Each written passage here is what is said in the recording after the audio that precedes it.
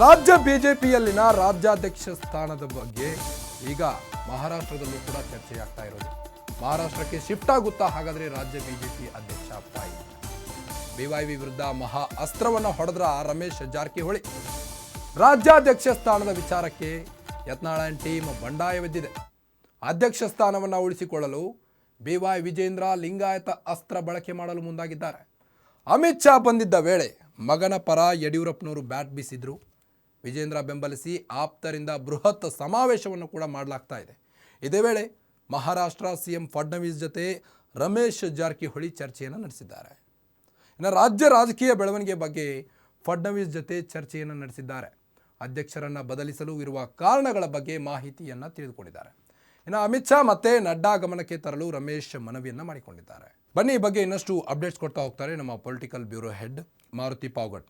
ಮಹಾರಾಷ್ಟ್ರಕ್ಕೂ ಕೂಡ ಶಿಫ್ಟ್ ಆಯ್ತಾ ಹೇಗೆ ಅಂತ ರಾಜ್ಯಾಧ್ಯಕ್ಷದ ಫೈಟ್? ಮಾರುತಿ ಸರ್, ರಾಜ್ಯದಲ್ಲಿ ಒಂದ್ ಕಡೆ ಬಿಜೆಪಿಯ ರಾಜ್ಯಾಧ್ಯಕ್ಷರಾಗಿರುವಂತಹ ವಿಜೇಂದ್ರ ಅವರ ಬದಲಾವಣೆಗೆ ರಿಬಲ್ಸ್ ಹಾಗೂ ಅವರ ಟೀಮ್ ಪಟ್ಟಿಡಿದಿರುವಂತದ್ದು. ರಿಬಲ್ಸ್ ಅಲ್ಲಿ ಗುರುತಿಸಿಕೊಂಡಿರುವಂತಹ ರಮೇಶ್ ಜಾರಕಿಹೊಳಿ ಆಗಿರ್ಬೋದು, ಅರವಿಂದ್ ಲಿಂಬಾವಳಿ ಆಗಿರ್ಬೋದು, ಕುಮಾರ್ ಬಂಗಾರಪ್ಪ ಆಗಿರ್ಬೋದು, ಹಲವು ನಾಯಕರುಗಳು ವಿಜೇಂದ್ರ ಅವರನ್ನ ಕಟ್ಕೊಂಡು ನಾವು ಮುಂದೆ ಸಂಘಟನೆ ಮಾಡೋದು ಬಹಳಷ್ಟು ಕಷ್ಟ ಆಗುತ್ತೆ, ಹೀಗಾಗಿ ಬದಲಾವಣೆ ಮಾಡಲೇಬೇಕು ಅನ್ನುವಂತಹ ಒಂದು ಒತ್ತಾಯವನ್ನ ಮಾಡ್ತಾ ಇದ್ದಾರೆ. ಇದ್ರ ಜೊತೆಗೆ ಹಾಲಿ ಕೆಲ ಶಾಸಕರು ಕೂಡ ಇದಕ್ಕೆ ಧ್ವನಿಗೂಡಿಸಿರುವಂತಹ ಒಂದು ಹಿನ್ನೆಲೆಯಲ್ಲಿ ದಿನೇ ದಿನೇ ರಾಜ್ಯ ಬಿಜೆಪಿಯಲ್ಲಿರುವಂತಹ ಒಂದು ಸಮಸ್ಯೆ ಬಹಳಷ್ಟು ದೊಡ್ಡ ಮಟ್ಟದ ಆಗ್ತಾ ಇದೆ. ಈ ಹಿಂದೆ ಜೆ.ಪಿ. ನಡ್ಡಾ ಅವರ ಗಮನಕ್ಕೂ ಕೂಡ ರೆಬಲ್ಸ್ ಟೀಮ್ ತಂದಿತ್ತು. ಅದರಲ್ಲೂ ಬಸವನಗೌಡ ಪಾಟೀಲ್ ಯತ್ನಾಳ್ ಪದೇ ದೆಹಲಿಗೆ ಭೇಟಿ ಕೊಟ್ಟು ವರಿಷ್ಠರನ್ನ ಭೇಟಿ ಮಾಡಿ ರಾಜ್ಯದಲ್ಲಿ ಅಧ್ಯಕ್ಷರನ್ನ ಬದಲಾವಣೆ ಮಾಡದೇ ಇದ್ರೆ ಬಹಳಷ್ಟು ಕಷ್ಟ ಆಗುತ್ತೆ ಅನ್ನುವಂತಹ ಒಂದು ಮನವರಿಕೆಯ ಮಾತುಗಳನ್ನ ಆಡ್ತಾ ಇದ್ದಾರೆ.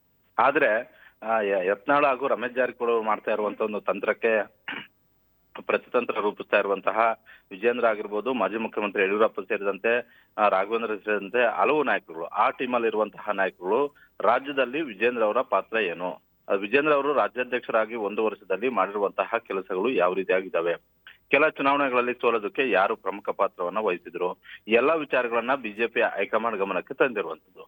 1990ರ ಇತ್ತೀಚಿನ ವರ್ಷಗಳಲ್ಲಿ ನೋಡಿದ್ದೇ ಆದ್ರೆ ರಾಜ್ಯ ಬಿಜೆಪಿ ಅಧ್ಯಕ್ಷರನ್ನ ಬದಲಾವಣೆ ಮಾಡುವಂತ ಒಂದು ಸಂದರ್ಭದಲ್ಲಿ ಬಹಳಷ್ಟು ಸಮಸ್ಯೆಗಳು ತಲೆದೋರಿದಾಗ ಬದಲಾವಣೆ ಮಾಡಿರುವಂತಹ ಒಂದು ಉದಾಹರಣೆಗಳು ಕೂಡ ಇದಾವೆ.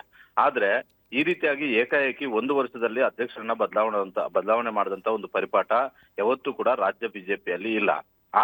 ಹೊಸ ಸಂಪ್ರದಾಯಕ್ಕೆ ನೀವು ಅಡಿಪಾಯ ಹಾಕ್ಬೇಡಿ ಅನ್ನುವಂತ ಒಂದು ಮನವರಿಕೆ ಮಾತುಗಳನ್ನು ಕೂಡ ಬಿಜೆಪಿಯ ಮಾಜಿ ಮುಖ್ಯಮಂತ್ರಿಗಳಾಗಿರುವಂತಹ ಯಡಿಯೂರಪ್ಪ ಅವರು ಬಿಜೆಪಿ ವರಿಷ್ಠ ಗಮನಕ್ಕೆ ತಂದಿರುವಂತದ್ದು.